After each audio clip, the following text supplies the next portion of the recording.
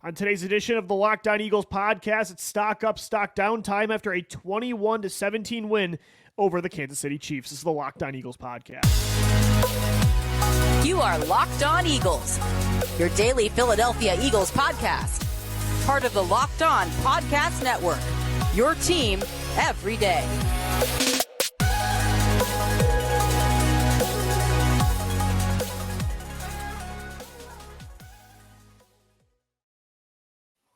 The Locked On Eagles podcast is brought to you by Game Time. Create an account and use the promo code LOCKEDONNFL for $20 off your first purchase. Last minute tickets, lowest price guaranteed. We thank you so much for making Locked On Eagles your first listen each and every day right here on the Locked On Podcast Network. Gino Camilleri always joining me, Louis DiBiase, right here on a Wednesday edition of the show. We have one more podcast focused on that big win on Monday night against the Kansas City Chiefs, 21-17, the final score. And then, Gino, we got to get moving. The Buffalo Bills come to town on Sunday, another big game for the 9-1 Eagles. We've got crossover Thursday tomorrow with Joe Marino of Locked On Bills, a Friday show as well. But, man, what a statement win on Monday for so many reasons. And I still can't believe they really won that football game, considering all the obstacles. I already was kind of skeptical if they could pull that off with the Chiefs coming off a bye week 2 on the road, primetime football. But this team continues to just amaze me and just win football games, no matter what the script calls for.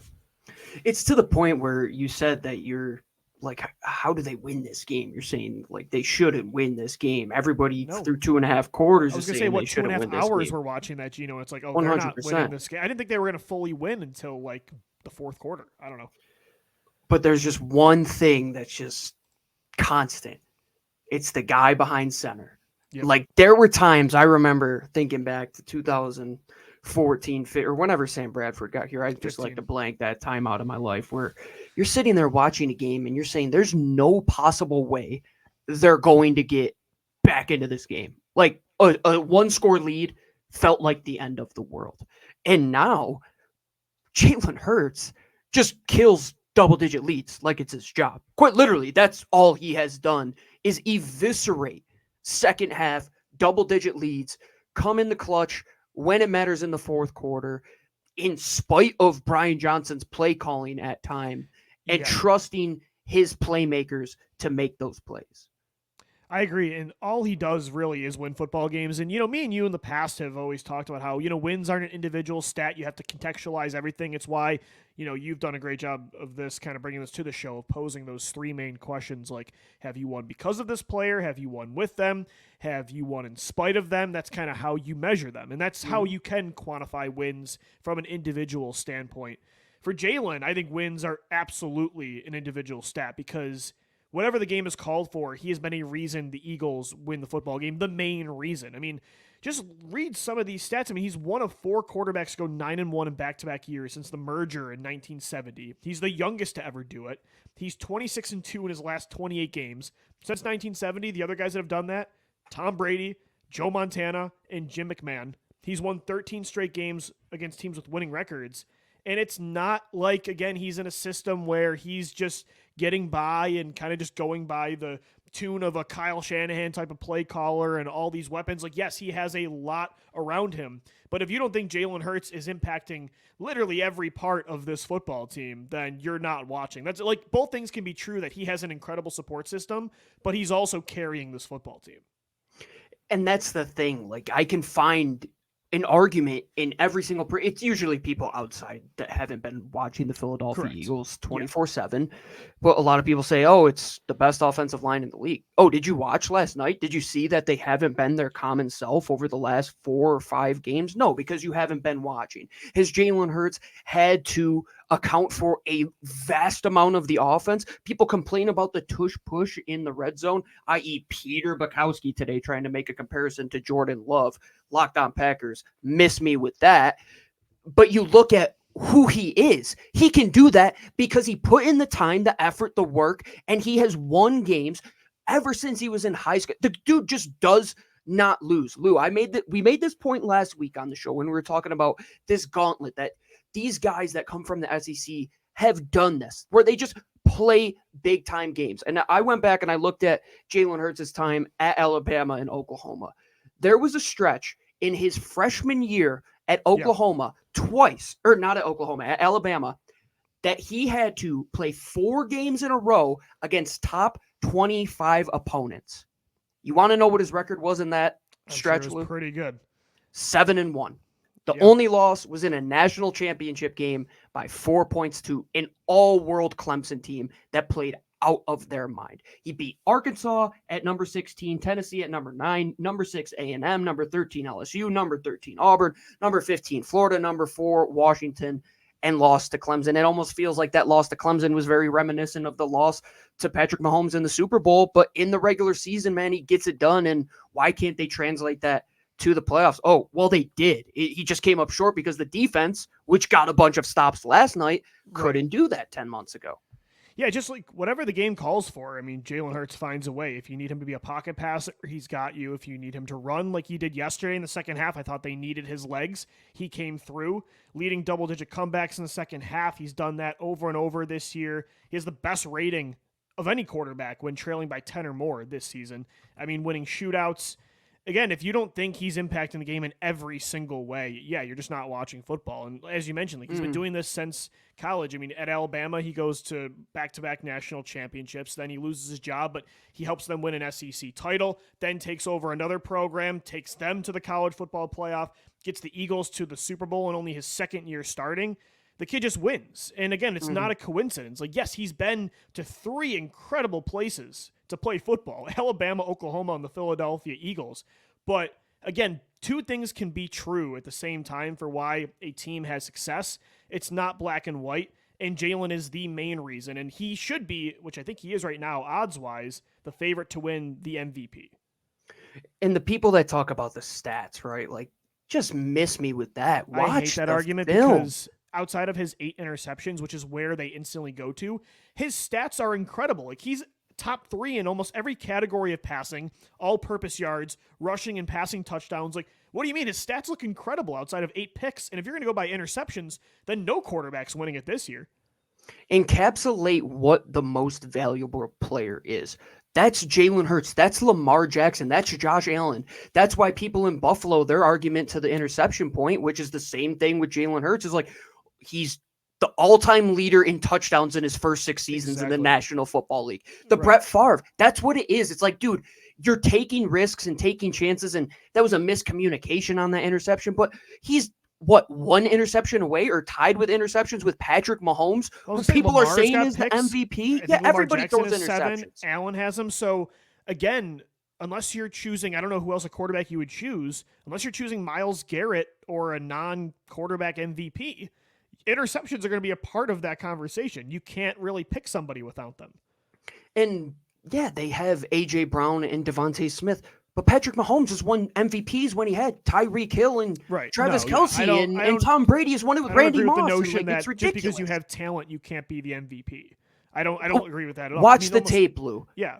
Your favorite play from the Super Bowl, I know exactly what it is, was that 2-point conversion when that man took 4 grown dudes and moved them 2 yards and willed that team. That's MVP performance.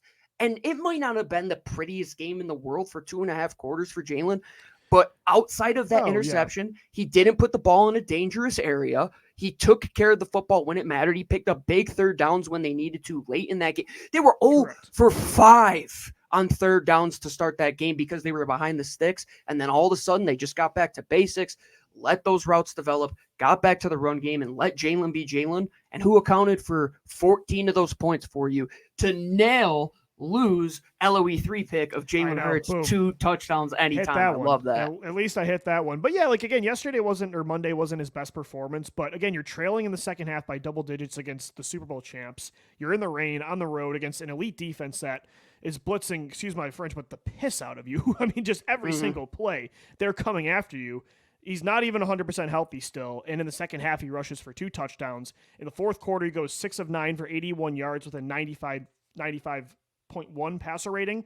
I mean, again, he wasn't great. Like, this wasn't like the case for his MVP status was this matchup. But look at, again, when he needed to step up the most, that's when Jalen Hurts was the best. And I think that's what he's been doing his entire career. So I would still say, Gino, this is a stock-up performance. Oh, without a doubt. I mean, it's arguably the biggest win of their entirety between Nick Sirianni and Jalen Hurts. Yeah, I would say so. Yeah. When it comes to regular season, I mean, what's a bigger win? I mean, they were dog walking teams last year. There wasn't really a moment that you had to win a football game in that regular season. It might have been the last 2 games, honestly, Gino, for being real. It's like the Dallas game and the Kansas City game might be. You beat your biggest competitor when it comes to your division, a quarterback who's performing at an MVP caliber rate in Dak Prescott. And what do you do against a guy who's very similar in Pat Mahomes? Yeah, I mean, that's the talking point. Like, you got rings. Do you win? Like, that's what it is. I mean, Dan Marino, he never won a ring, but he won a heck of a lot in the regular season. Let's hope that Jalen isn't that guy, but he accounts for so much of the offense to where quarterback wins, like you were saying, are definitely a statistic that can be tied to it. Like guys like Cam Newton, you go back, he carried that Carolina offense for so many years. And I mean, like Michael Vick, like it made all the sense in the world back in the 2000s. He was the offense. He did everything for them. And Jalen is that type of player. If you want your quarterback to be anything less than the best player on the football field, I don't know what sport you guys are watching because that ain't my football. He wins. He is one of the best players at winning imperfectly in this league, and that's a huge thing to be able to do. Is when things aren't always going the right way, because it's never going to be perfect. You still find a way to win, and that's what this team is very good at doing, and they've shown that a lot in 2023. It wasn't just Jalen Hurts though that really rose his stock in this matchup against Kansas City. A lot of guys. I mean, as Nick Sirianni said, all hands were on deck for this win. We'll get into stock up coming up next right here on the Locked On Eagles podcast. Today's episode of the Locked On Eagles podcast is brought to you by Game Time. You shouldn't have to worry when you're buying tickets to your next big event. For me, that's Eagles-Bills. This Sunday in Philadelphia, Game Time is the fast and easy way to buy tickets for all the sports, music, comedy, and theater events near you. With killer last-minute deals, all-in prices, views from your seat, and their best price guarantee, Game Time takes the guesswork out of buying tickets. Game Time is the only ticketing app that gives you complete peace of mind with your purchase. See the view from your seat before you buy so you know exactly what to expect when you arrive. All-in prices show your total up front so you know you're getting a great deal without hidden fees. You can buy tickets in seconds with just 2 taps. They're obsessed with finding ways to help you save money on tickets this year. Take the guesswork out of buying tickets with Game Time. Go download the Game Time app, create an account, and use our promo code, which is in all capital letters, LOCKEDONNFL, for $20 off your first purchase. Terms do apply. Again, create an account, redeem that code LOCKEDONNFL for $20 off. Download Game Time today. Last minute tickets, lowest prices guaranteed. We thank you so much for making Locked On Eagles your first listen each and every day right here on the Locked On Podcast Network. And guys, Locked On has launched their first ever national sports 24/7 streaming channel on YouTube. Locked On Sports Today is here for you 24/7, covering the top sports stories of the day with the local experts of Locked On, plus our national shows covering every league. Go to Locked On Sports Today on YouTube and subscribe to the first ever national sports 24/7 streaming channel. All right, Gino, time for stock up after a big win over the Chiefs, and there's so many guys that, again, stepped up in this game. I think there's some underrated role players that, made some big plays in the first and second half.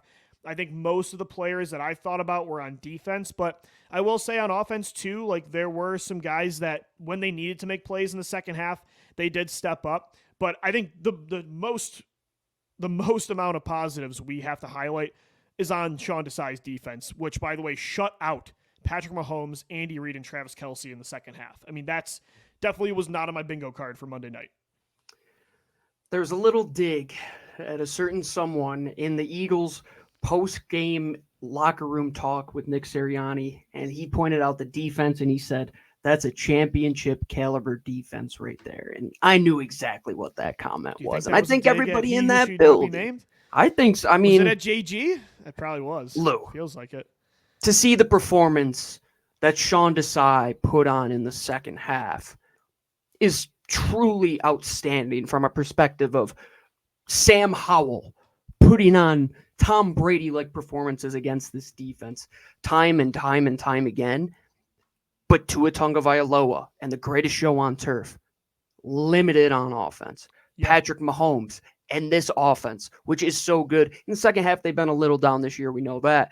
But to pitch a shutout, it's a testament to Sean Desai never feeling comfortable, but at the same time, getting the best out of his unit. That was one thing we said coming from Seattle, is that he never had the most talented group over the last couple of years. Sure. But he always found a way to get the best out of his defenses.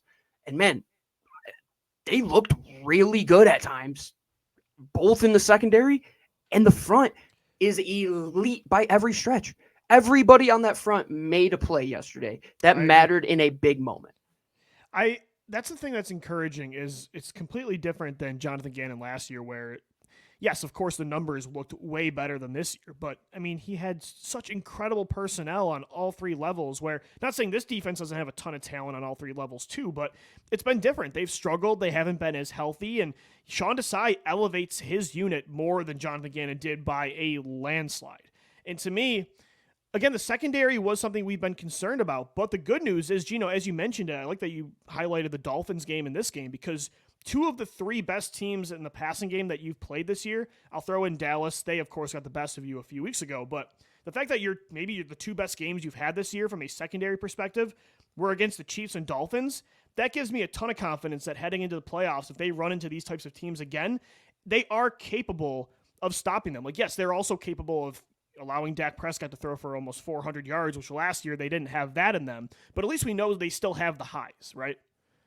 I think there's another game in there that you could toss in, and that was the Rams game. And there was a certain somebody that played their first game in a Philadelphia Eagles uniform. Yeah, I'm glad you're going to bring him up. And two of the three best performances outside of Miami that they've had in the secondary have come when Bradley Roby is in the slot and James Bradbury can be outside and Darius Slay can be outside. And Bradley Roby, man, he just continues to be a very underrated player outside of the Marquez Valdez-Scantling drop where he totally got cooked. The rest of the game, he played incredible. And I think now with this secondary that they have, you're going to see them winning football games because they have the pieces in place where they're not playing with one hand tied behind their back, which last year they could get by. You had Chauncey Gardner-Johnson. You had Marcus Epps. You didn't have that. You had Sidney Brown, who, yes, he played man coverage at Illinois, but you saw that Dallas game. Him and Eli Ricks, they just couldn't cover that game. And even Sidney at times was getting picked on last night. Eli Ricks had a couple of up and down moments. But Bradley Roby, not just in coverage, Lou, he Falcon punched the heck out of that ball on Travis Kelce in the red. True. Yeah. Sean Desai, two red zone turnovers. Yep. The Kevin Byard pick was in the end zone too. I mean, I don't know, Gino. Bradley Roby, is he our new Patrick Robinson? I mean, how he just finds another great slot corner off the streets and how he's been killing it this year with these value signings at linebacker, now at corner too. I saw the stat from our good friend over at CBS Sports, Jeff Kerr. Bradley Roby in 3 games with the Eagles this year. Opposing quarterbacks targeting Roby. They're 5 of 12 for just 13 yards, a 49.3 rating, 1.1 yards per attempt. And he also has now that forced fumble. I mean, what a performance by Robinson or I should say Roby, and I'm thinking about P-Rob now. One of the other newcomers from the secondary also dominated, Kevin Byard. This is who Howie Roseman was envisioning he was trading for at the deadline. Led the team with tackles in 8, 2 pass deflections, that huge interception. That is what they needed because for me, it was like the last 2 games, was Kevin Byard terrible? No, he had some lapses in coverage, but he was a guy you were winning with, not winning because of. But that wasn't what you were trading for. You were trading for supposedly a difference maker. You gave up multiple picks. He was a difference maker on Monday night. We had Tyler Rowland from Locked On Titans on the show when we acquired Kevin Byard, and there was one thing that I just remembered him saying. It was when he's in zone and he could get his eyes on the quarterback and see the field, that's where he's going to see the interceptions. It did feel like he was reading things so well on Monday night. Like he was just always in the right spot. Outside of that blown coverage, which I think was a mix-up, I think one of them thought they were playing zone, the other thought they were playing man. That's a miscommunication, definitely. Everybody's not going to be perfect. We know that. But his ability, even when he was playing man, he looked halfway decent. But as that too high, single high safety to be the game changer that you were looking to replace in Chauncey Gardner-Johnson from last year, where you didn't have those interceptions in big moments well throughout this year. Lou, if you get that 2 to 3 more times throughout the season from Kevin Byard, and not just that, a great tackling performance, and really seems like he's getting more comfortable in that defense outside of that one play, which I still have no idea what that. I would like to hear an explanation because you can't get that wide open in the end zone. But outside of that, so 31 looked so good. So focused on Travis Kelce. I think that's what it was. They were just completely just trying to blanket him. And they did a pretty good job of that because he didn't do anything. No, that's the thing, too. We didn't even mention it. Like, Travis Kelce, 7 catches and a touchdown. You would say, okay, they got cooked by him again. Not really. Only 44 yards, 6.3 yards per attempt. That had a lot to do with Kevin Byard, Bradley Roby, the linebackers, the bracket coverage. I love that Sean Desai just said, if we're going to lose to this football team, it's going to be because of Marquez Valdez-Scantling, Rashee Rice, Sky Moore, Kadarius Toney. Like, Travis Kelce's not going to beat us like he did in the Super Bowl. And I think a lot of these guys really were focused on that assignment, and it's why they were able to win the game. And then, Gino, you just needed some of your guys up front to make plays. You mentioned earlier, almost everybody on this defensive line made big plays, but the 2 guys that always make them when they need them most were Haason Reddick and Josh Sweat. Haason Reddick had a sack in that game. They combined for 16 total pressures, 10 hurries, and 5 quarterback hits on Monday. I'm not great with numbers. Actually, I am. I have a master's degree in accounting, but that seems pretty good. That seems pretty good from 2 guys that, one, we knew how good they were, and actually both we knew how good they were, but I think America found out how good Josh Sweat was. That's a good offensive line, dude, that they did that too. Yeah, man, they're a physical unit. They're very, very good up front. Andy Reid has that group cooking right now, and I think we have to throw one more person in there. Sure. Milton Williams played the best game of his career. He played the best game of his career as a Philadelphia Eagle. Like, PFF has been showing his elite rushing defense numbers this year. You saw that on the field on Monday. Like, it was very apparent how good he was against Isaiah Pacheco. Even in moments where Fletcher Cox didn't look like his 2023 self that we have been accustomed to, and Brandon Graham made some things, a couple plays that weren't himself.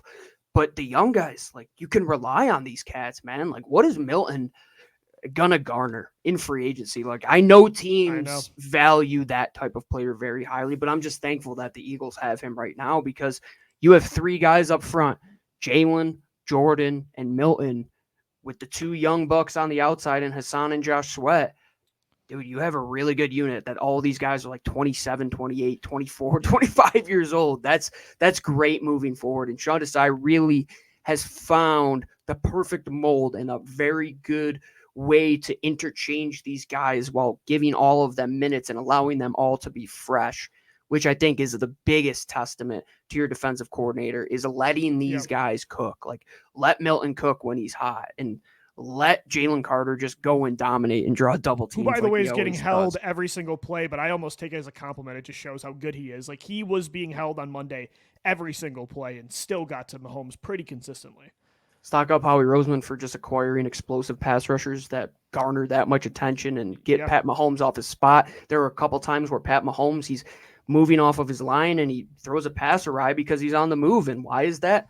Interior pressure. By the way, got it time and time again. Jalen Carter almost pulls off one of the craziest interceptions in NFL history, where Mahomes saw it on YouTube. Spike it, and Carter dives under the center and nearly pulls it off. He said he watched a high schooler do it on YouTube, where he caught the spike by getting underneath the center just in time. He actually almost pulled it off. So, yeah, Jalen Carter had a great game, too. The defensive line definitely stepped up, especially when it mattered most.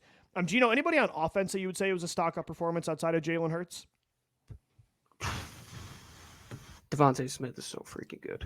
I agree, man. Dude, 6 catches he just can't hit that 100-yard mark. Another 99-yard performance, including a 41-yarder that pretty much was the game-winning play. Ever since he made that catch in the national championship game from Tua, there was just this essence about him when I watched him play, that he will make a play in big-time games. And you said it coming into this show, Lou. He stepped up in the Super Bowl in a way that none of the other guys on the football field did. And he did it once again in the biggest moment. Him and Jalen, something in the water those years at Alabama, man. They just know how to win in these big-time moments. DeVonta Smith might, to me, be the most underrated receiver in football, and I think because of how good A.J. Brown's been this year, Gino, he's gone even more under the radar. But he's been heating up. 2 of the last 3 games, he's had 99 yards. They needed all 99 yards in this game because outside of him, The other leading receiver was in stock up to DeAndre Swift, the Eagles starting running back. He was second in receiving, 3 catches for 31 yards. So they needed everything DeVonta gave them. But I would say Swift, too, really stepped up, over 100 scrimmage yards in this game. The run game finally bouncing back. Like, he only had 12 carries, but he had 76 yards and a touchdown, averaged 6.3 yards a pop, and it felt like he had to earn most of those yards. Yeah, scrimmage yards is really how you should measure DeAndre Swift. Like, what can you do beyond the line of scrimmage? And a lot of it came in areas where it's yards after the catch, and he has to make a man miss. He has to go through contact. Games where Brian Johnson draws things up that the Chiefs knew were coming, and he still found a way to produce points, or I should say, yeah, a lot of guys are doing well in spite of that guy. That is for sure. I agree. We'll talk about Brian Johnson coming up next, right here on the Locked On Eagles podcast. Stock down coming your way. This edition of Locked On Eagles is brought to you by our friends over at Prize Picks. If you don't know what Prize Picks is by now, I'll let you in on the action. It's the largest daily fantasy sports platform in all of North America.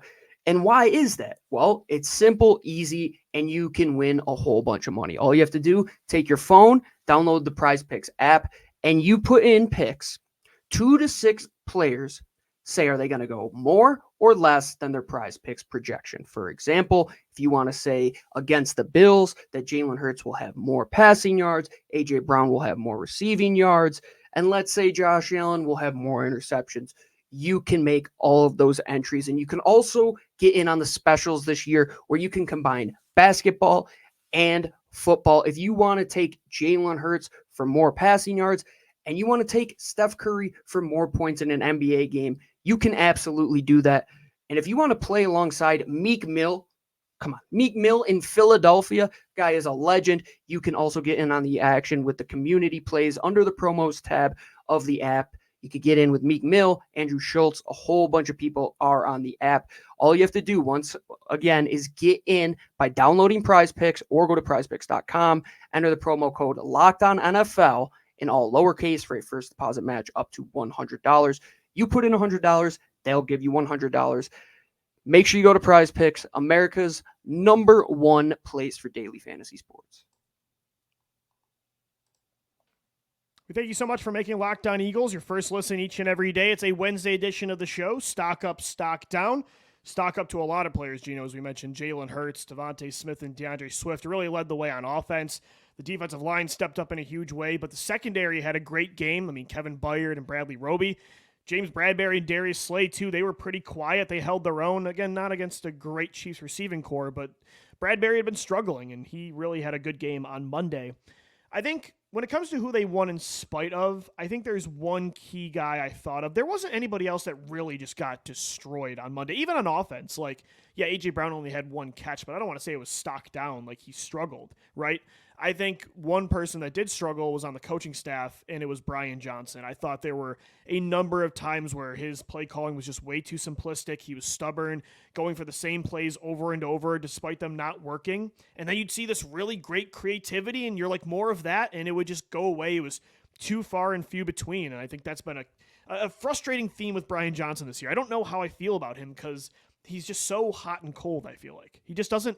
He's just, when he gets in a rhythm, he's cooking, but it's just, again, that doesn't happen as often as it did with Shane Steichen, at least. I'm going to use one of my scouting adages. Okay. Flashes get you fired. Like flashes of greatness. Sure. It's not sustainable. Yeah. It's not a sustainable way. Like you mentioned, these plays where you send DeAndre Swift into a jet motion where you already have sent multiple jet motions, and then this time you turn around and give him a quick handoff and he gets out to the edge, or you have a Lemon Zacchaeus in the backfield, or DeVonta Smith running an orbit motion out of a 2-back set. And you're thinking, this is pretty cool. But then coming out of halftime when you're down 10 points, they run to the right, and then a design quarterback run to the right on 3rd and 10. It's maddening. It's asinine. It's just not how you should use the assets that you have to your disposal. Knowing that Steve Spagnuolo is one of these defensive coordinators who constantly sends pressure, constantly wants to get his guys upfield. They did nothing to circumvent, to get that ball out quickly. Jalen Hurts at halftime was around 3.27 seconds to throw, according to Next Gen Stats. And then after halftime, Mr. Bubble Screen threw 12 bubble screens in a row for some reason when So, Kansas City is playing Jones aggressive. A lot of the time. I mean, I think Julio had 2 screens dialed up to him. Like it's 2019 and we're throwing screens to Alshon Jeffrey. I didn't understand that. And yeah, Gino, you had me laughing with the one tweet. You're like, you mentioned something about the quarterback draw, and your wife knew that it was coming, so she plugged your ears. So they line up an empty. They line up an empty in the red zone, 3rd and 5. Which is such an easy tell that it's such coming, a tell. It's such a one of those things. It's a tendency, and the Eagles just give it away what they're gonna do. And I go, he's probably gonna call a draw. And my wife put her fingers in her ear because she knew it wasn't gonna be great. And then he called a draw, and Jalen Hurts got into the end zone, which is just so Brian Johnson. It hurts, but calling so many quarterback draws when Jalen Hurts has an injured knee. Like, do we not remember 3 weeks ago the guy couldn't move? And like, the best player should not be getting hit this much. And I know you want to use his legs and you want to use him more, and they needed it more on Monday against the Chiefs because, again, they were running for their lives against the blitz, but it wasn't working a lot of the time, and he just kept going back to it, and it was just this like stubbornness, like waiting for it to hit. And I don't know, just to me it was too predictable. And that's the frustrating part is, like you said, there are really good moments, flashes is the key word, of creativity. And, the last few weeks, the red zone offense has been way better and they've been improving in a lot of ways. And look at the stats. Like, their offense is up there in every single category. But I feel like a lot of times that's more about the talent they have and the execution. It's very similar to, I don't want to compare him to Jonathan Gannon of last year, but that's what it feels like, is the stats are more of a compliment to the personnel rather than the job of the coordinator. And Brian Johnson got a lot of hype this offseason as a potential head coaching candidate in 2024. I don't know if that's the case. I mean, he's not in a fireable situation, but yeah, he's in this middle ground. And hopefully he finds his groove. He is early on. This is his first year calling plays in the NFL. So maybe he'll change and, catch more consistency, but he needs to be more consistent. As big of an analytic as I am, this is one of those things that it just doesn't pass the eye test.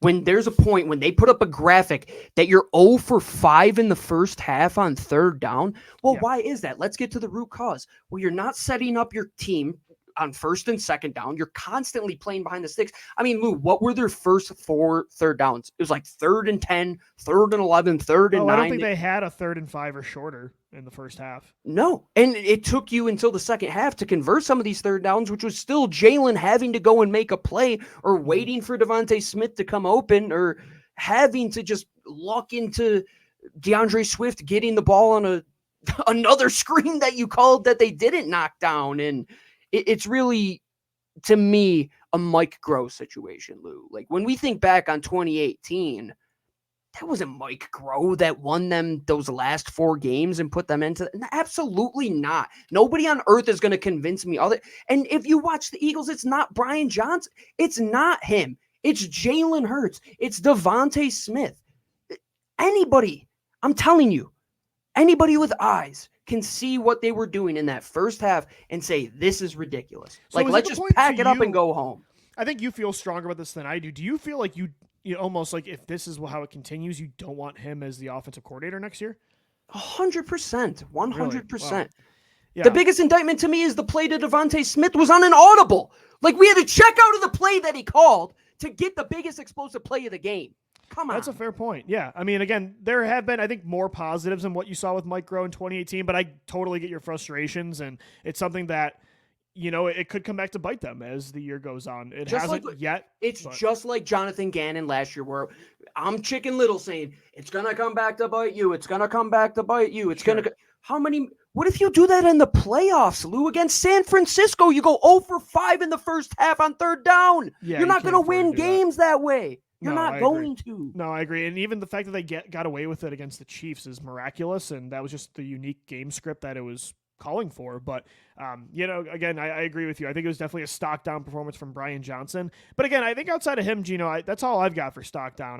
There's nobody else specifically or individually that really just was a liability. I think there's a serious problem at tight end. Yeah, that's true. Jack Stahl just does not look like he belongs on a football field. And I don't know. I mean, he's a fine blocker. He's out. He's got a foot injury now. He was in a walking boot. Alberto must be terrible. I don't know.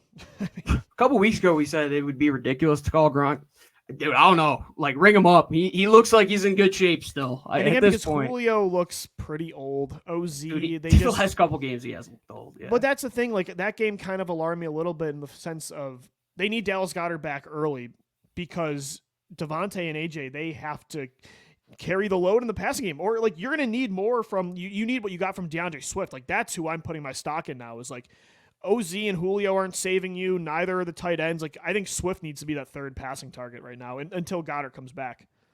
I totally agree. And it's one of those things where it's like, is your offensive coordinator going to call good enough games or like scheme it? I mean, it's on Nick Sirianni too, man. Like it comes down to him holding his It's OC. on Howie next year too. Sneaky need is going to be at pass catcher, at receiver, and tight end. I'm not saying they're going to go sign a giant contract because DeVonta is going to get that deal, but they're going to have to spend a draft pick or some sort of contract in these positions. I wouldn't mind spending like a early day 2 pick on Rome Odunze or Troy Franklin or one of those guys where it's like, let's get our JSN to our Tyler Lockett and our DK Metcalf. Yeah, I think that's something that they'll have to look into eventually for sure. 21-17 the final score. The Eagles take it over the Chiefs. We now look forward to Eagles-Bills this Sunday. Crossover Thursday tomorrow with Joe Marino of Locked On Bills coming your way. We also have a Friday edition of Locked On Eagles as well. Thank you so much for making Locked On Eagles your first listen Monday through Friday. Guys, again, want to let you know, Locked On, we've launched that first ever national sports 24/7 streaming channel on YouTube. Locked On Sports Today is here for you 24/7, covering the top sports stories of the day with the local experts of Locked On, plus our national shows covering every league. Go to Locked On Sports Today on YouTube and subscribe to the first ever national sports 24/7 streaming channel.